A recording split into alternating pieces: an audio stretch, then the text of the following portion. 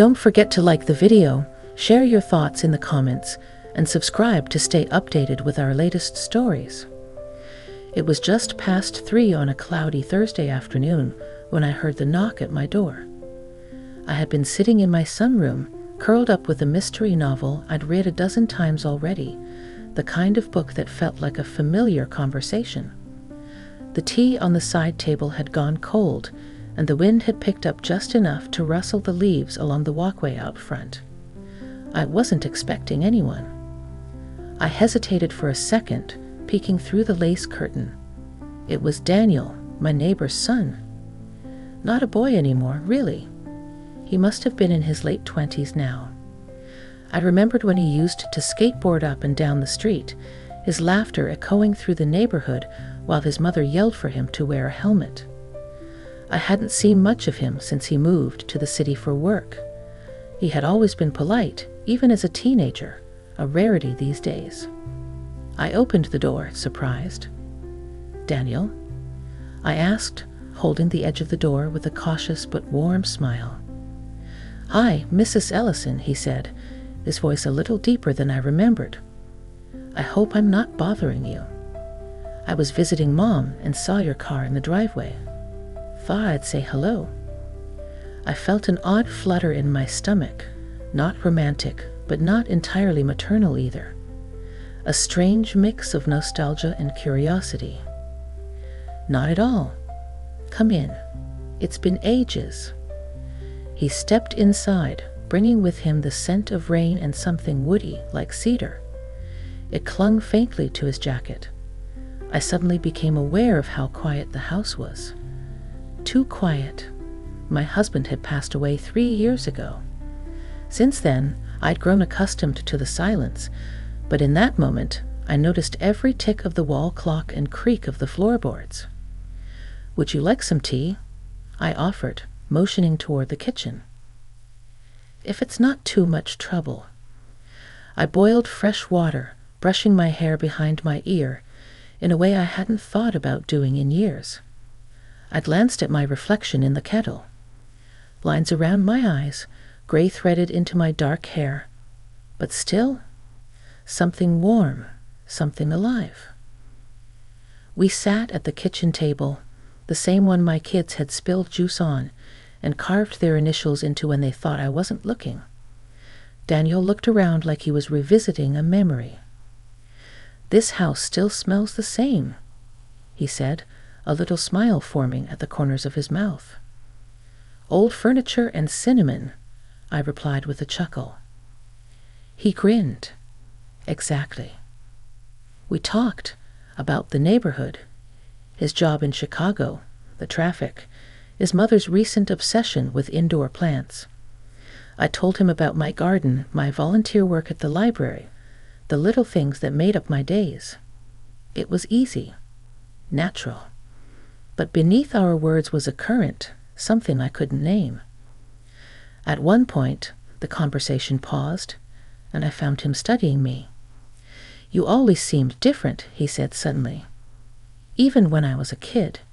You were never like the other moms. You listened. You made people feel safe." I blinked. "That's kind of you." He leaned back, looking almost embarrassed. "Sorry, that probably sounds weird." "I didn't mean it that way." "No," I said, reaching for my tea. "It doesn't sound weird." There was another silence. Comfortable this time. He looked around the room again, as if searching for something or maybe grounding himself. Then he spoke, quieter now. "I came back because I needed to reset a bit. Things have been rough. I ended a relationship. Work's been stressful. I've been thinking a lot about who I am, what I want." I nodded, listening, not pressing. "You know," he continued, "when I think about real conversations, ones that meant something, your face pops up. You probably don't even remember, but once after my dad left, I sat on your porch and cried. You didn't say much. You just sat with me and let me be angry. I remember. said softly. I remembered the small frame of that boy, trying not to let the tears fall, but failing. I remembered wanting to fix everything, knowing I couldn't.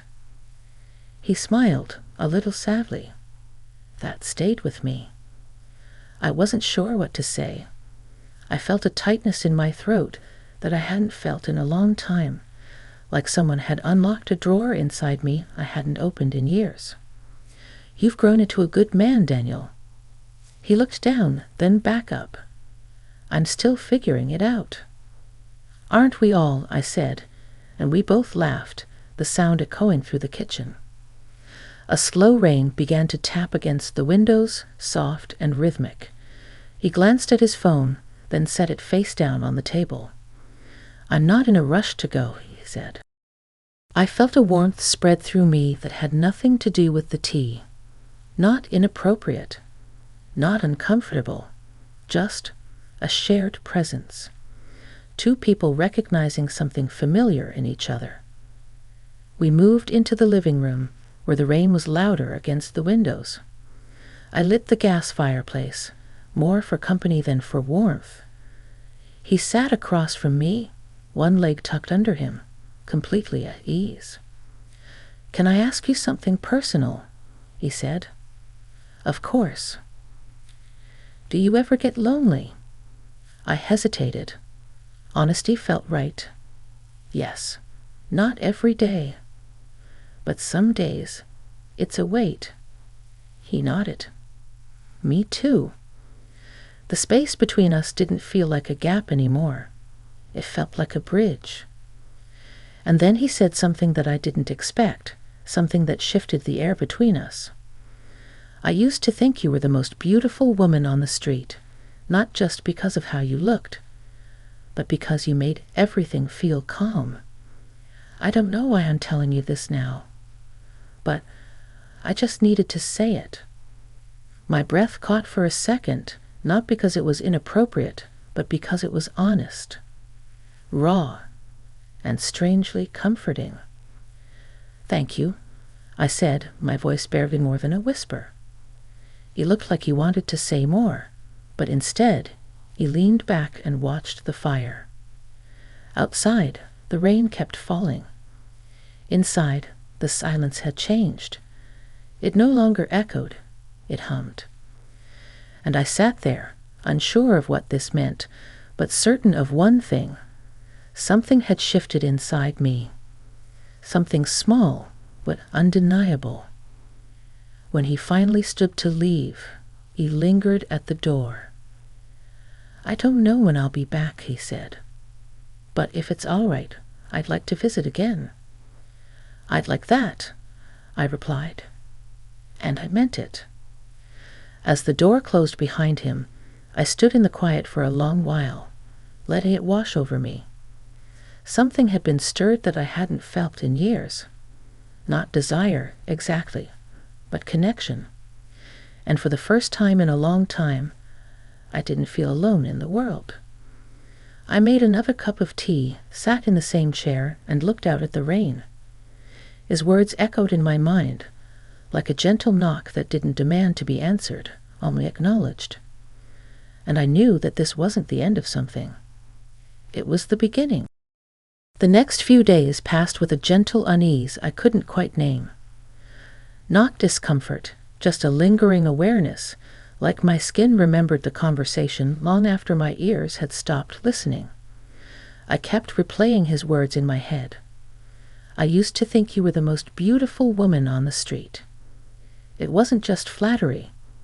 It was the way he'd said it, without expectation, without charm. Just truth as he felt it. I didn't tell anyone about his visit. What would I have said? That my neighbor's grown son sat with me by the fire and reminded me of a version of myself I hadn't seen in years.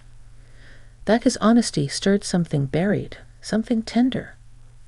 No, this moment wasn't for sharing, not yet. It was for holding close. On Sunday morning, I was pruning my rose bushes out front when I saw his car pull into his mother's driveway again. My heart did a small, involuntary skip. I tried to focus on the thorns, but I felt him approach before he said a word. "Hi again," he said casually, holding a coffee in one hand, the other tucked into his jacket pocket. "You're becoming a regular around here," I teased. "I take that as a good sign." He smiled, and then held up the second cup he'd been hiding behind his back. "I brought you one, if you still take it black." I laughed, wiping my gloves on my apron before taking the cup. "You remember that?" "I remember a lot," he said. We sat on the porch this time. The clouds were thinner, light breaking through in slow beams. Birds chirped from the trees above, and the breeze carried the scent of freshly cut grass from down the block. "So," I asked, sipping the coffee, "have you figured out what you came home to reset?" He looked out over the street, thoughtful. "Some of it. I think I needed to be reminded of where I came from, and maybe who I've been trying to become." "That's a lifelong job," I said gently. "We're all still becoming." He nodded. "You seem to have it figured out." I smiled faintly. "Only on the days I remember not to chase perfection." He looked at me then longer than before. The quiet stretched but didn't break. His gaze held something deeper this time. Not admiration, but understanding. "I know this probably sounds strange," he said, "but sitting with you last week, it calmed something in me.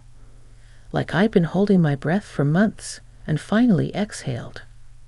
I didn't know what to say. I felt it too. That same exhale. That same release.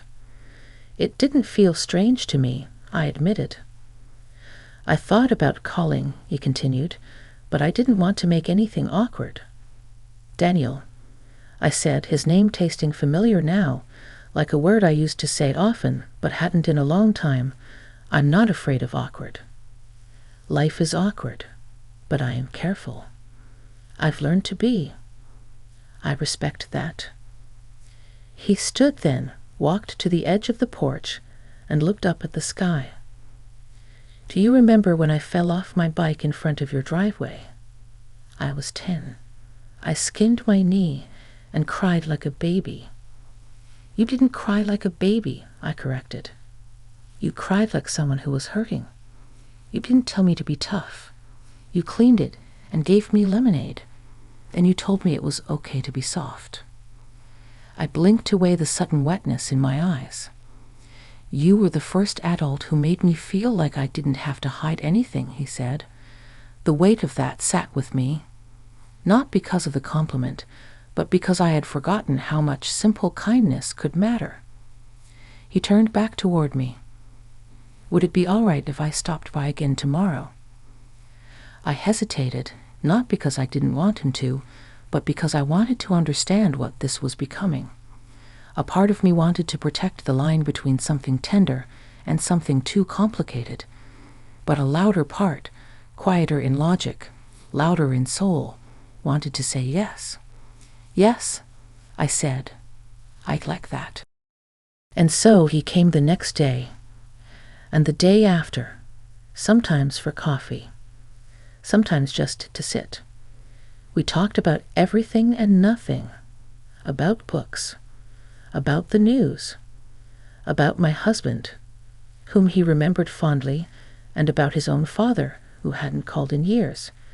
It wasn't romantic. It wasn't flirtation. It was real. And then one evening, just after the sun dipped below the trees and the porch light came on automatically, he told me something I hadn't expected. "I've started therapy," he said.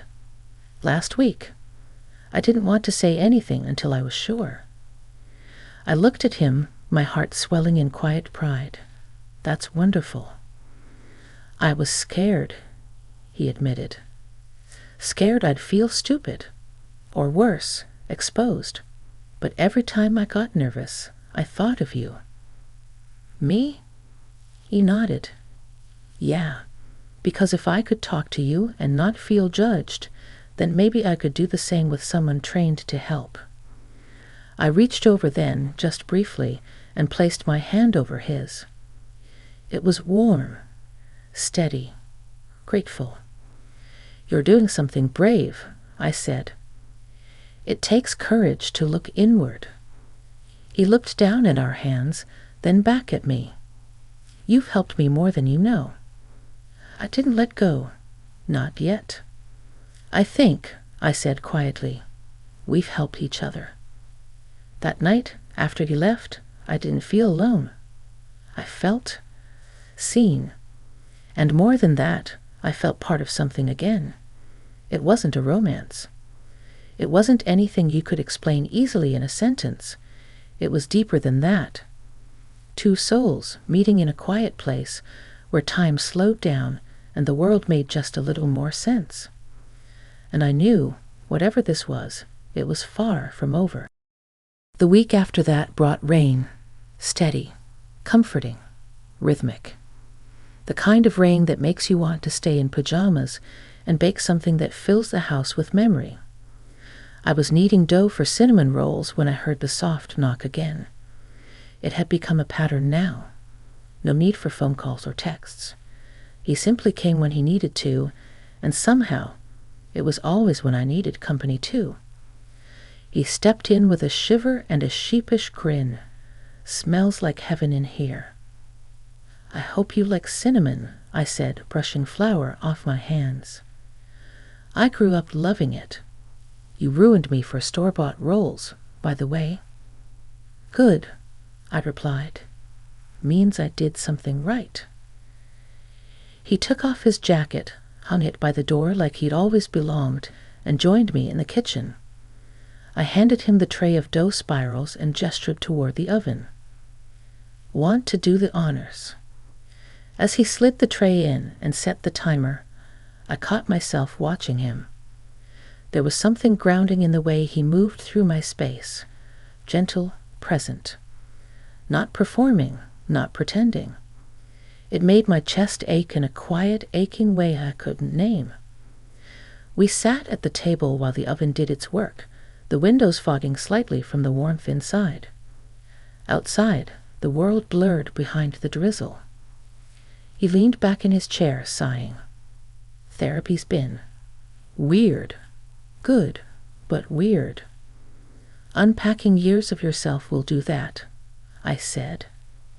He nodded.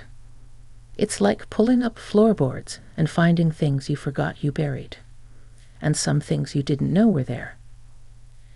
"And are you glad you're doing it?" "I am. I feel lighter, a little more clear." I gave him a gentle smile. "You seem more rooted, calmer." "That's part of you," he said, eyes holding mine longer than before. Something in that moment shifted again. Not rushed, not uncomfortable, just a truth surfacing. "You know, I've talked to my therapist about you." That caught me off guard. About me? About what these visits have meant to me. How they've helped me feel safe again. That maybe healing doesn't always happen in offices or textbooks. Sometimes it happens in kitchens with someone who really sees you. I looked down, unsure what to say. His words were a gift I hadn't asked for, and yet they filled a space in me that had felt empty for years. "I never thought," I said slowly, "that this part of my life would hold new beginnings. I thought I was in the season of reflection." He reached for my hand, this time without hesitation. "Maybe it's both." The oven timer went off, but neither of us moved right away. Later, after we'd devoured 2 cinnamon rolls each, and the kitchen had quieted again, he stood up. "I want to show you something," he said. He pulled out his phone, opened a photo, and handed it to me. It was a sketch, a rough pencil drawing of my front porch. The rocker, the overgrown roses, the crooked welcome mat, and in the corner, me, head tilted back slightly, a soft smile on my lips. "You drew this?" I asked. "I did. After our second visit. I couldn't sleep, so I just let it out.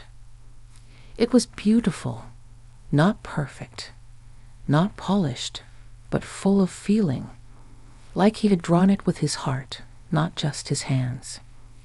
It's lovely. It's you, he said. How you are to me. Steady, warm, real. Tears pressed at the edges of my eyes, but I didn't let them fall. Instead, I looked up at him, my voice barely more than breath. Daniel, I don't know what this is becoming, but I do know it's real and meaningful. I don't need to define it, he said. Not yet. I just need you to know I care about you deeply. I stood, walked toward him, and let my hand rest against his cheek. His eyes closed briefly at the touch, like he'd waited for it without realizing it. We stood like that for a long moment, wrapped in something tender, something unspoken. That night, I didn't sleep. I lay awake in bed, staring at the ceiling, wondering how a young man who used to ride his bike past my house could now be the one unraveling something so carefully guarded in me. It wasn't about age or propriety or logic. It was about presence. The way he listened, the way he saw me, not as someone older, not as someone past her prime, but as someone still becoming, still worth discovering.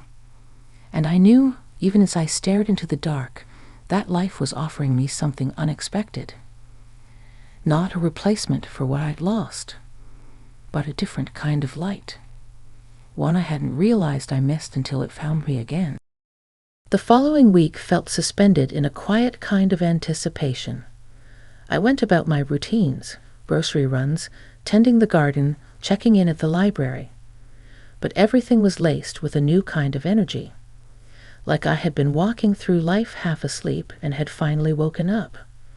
I caught myself humming while folding laundry, pausing longer at the window just to see if Daniel might show up. And then one evening, just after dinner, he did. He didn't knock this time. He texted, "Can I come by? Just want to talk." My reply was quick, always. When he arrived, I noticed the shadows under his eyes, the tension in his jaw.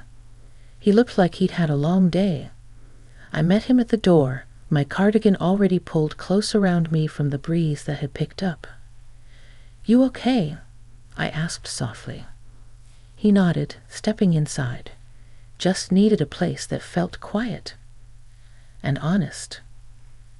"Then you came to the right house," I said, and he gave me a tired smile. We sat in the living room, the only light coming from the floor lamp near the corner. I brought him tea, chamomile this time, and he cradled the mug with both hands like he needed the warmth to anchor him.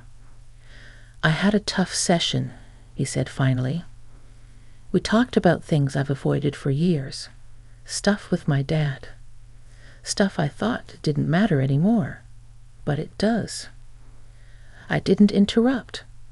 I knew the weight of saying something out loud for the first time.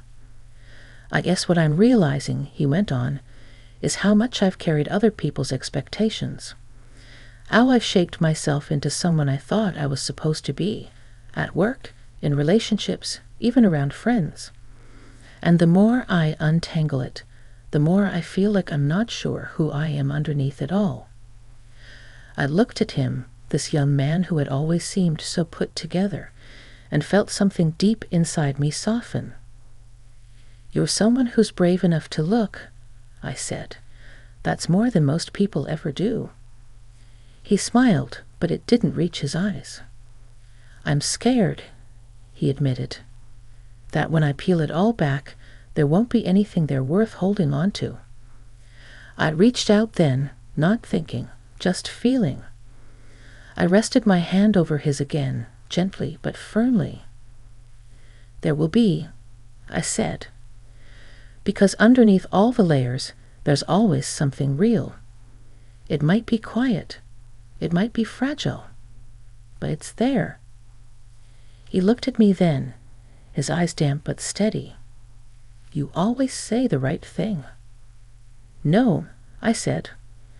"I just say the truth. And sometimes the truth is the only thing we really need." The silence between us wasn't empty. It was full of understanding, full of emotion that neither of us had to name. And then quietly he asked, "Can I tell you something without it sounding strange?" "Of course. I don't just come here because it's peaceful or because you listen. I come here because you remind me of who I want to be." I swallowed the lump forming in my throat. That doesn't sound strange at all. He looked down at our hands, still resting together on the blanket between us. "I've felt things here I haven't felt in years. Comfort, safety, but also something more, something I don't quite understand yet."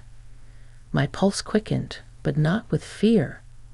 It was a recognition, a resonance, that same feeling I'd been wrestling with for days.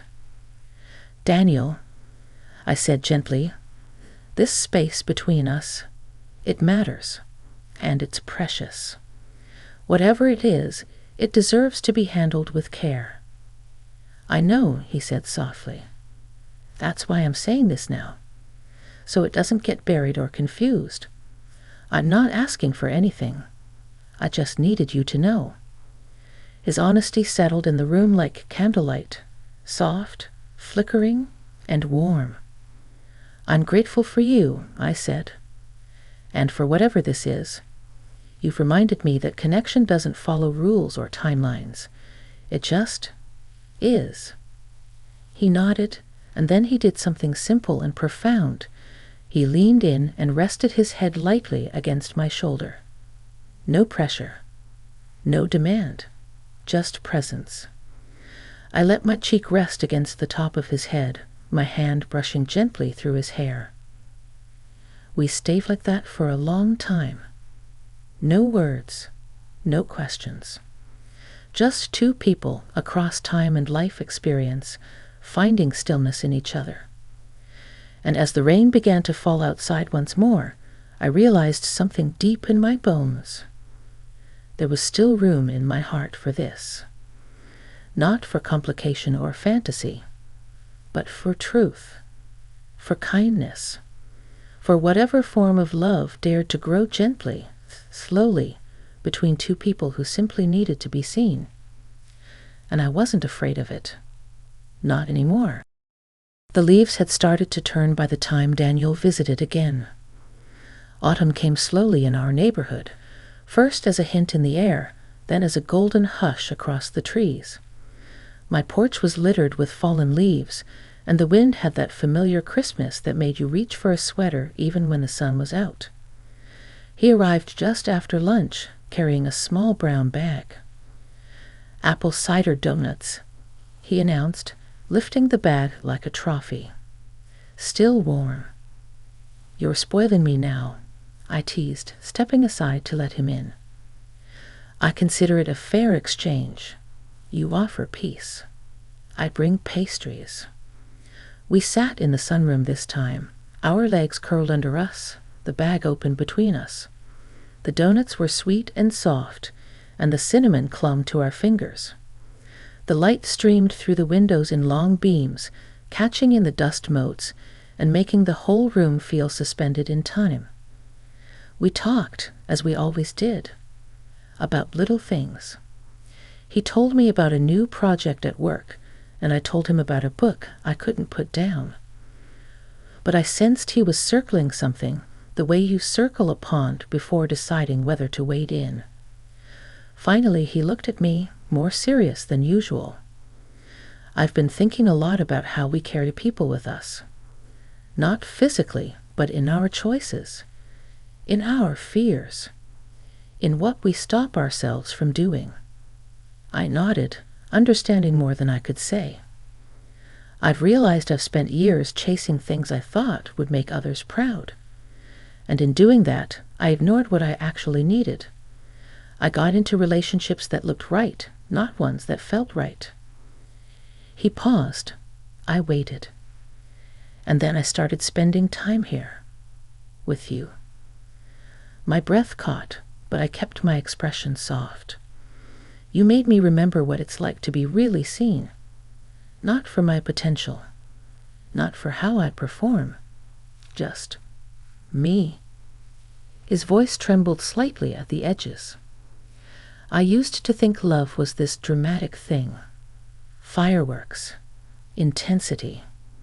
But being with you, even just sitting across from you, has made me realize that the quiet things matter more. The way you pour tea, the way you listen, the way you let silence be okay. I felt tears sting at the corners of my eyes, but I didn't look away. I know there's a lot between us, years, expectations, what other people might think. But I also know this, what I feel here, in this house with you, it's real. And I don't want to ignore that. He reached across the table and took my hand in his. His touch was gentle, his eyes steady. I'm not asking for anything more than what feels right for you, but I needed you to know how much you mean to me. I was quiet for a moment, letting his words settle.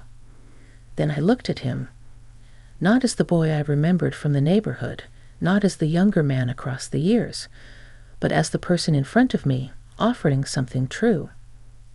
Daniel, I said softly, I never expected this. And I won't lie, it scared me at first. Not because of you, but because I didn't think there was still a part of me open to being this. Moved. I squeezed his hand. But you've awakened something I thought had gone quiet for good. You've reminded me that connection doesn't come on a schedule, and it doesn't follow rules. It shows up when it's ready, and all we can do is decide whether we're brave enough to meet it. He leaned forward then, slowly, his eyes asking long before his lips ever moved. And when he kissed me, it wasn't urgent or uncertain. It was gentle, reverent, a kiss filled with all the quiet truths we had shared, all the small understandings that had grown between us. When we pulled back, neither of us said anything for a while. We didn't need to. That evening, we sat on the porch with a blanket across our legs and the wind rustling the trees. The sun dipped behind the rooftops, casting the sky in amber and rose. I rested my head on his shoulder. He laced his fingers with mine. In that moment, I didn't feel older. I didn't feel afraid. I felt alive. And not in the way youth pretends to promise, but in the way wisdom eventually understands, through presence, through stillness, through choosing to love gently and without condition. This connection wasn't meant to be explained. It was meant to be felt. And as we sat there, wrapped in the hush of a quiet evening, I knew this wasn't the end of something beautiful. It was the beginning again, only this time on our own terms. Quietly, carefully, but fully.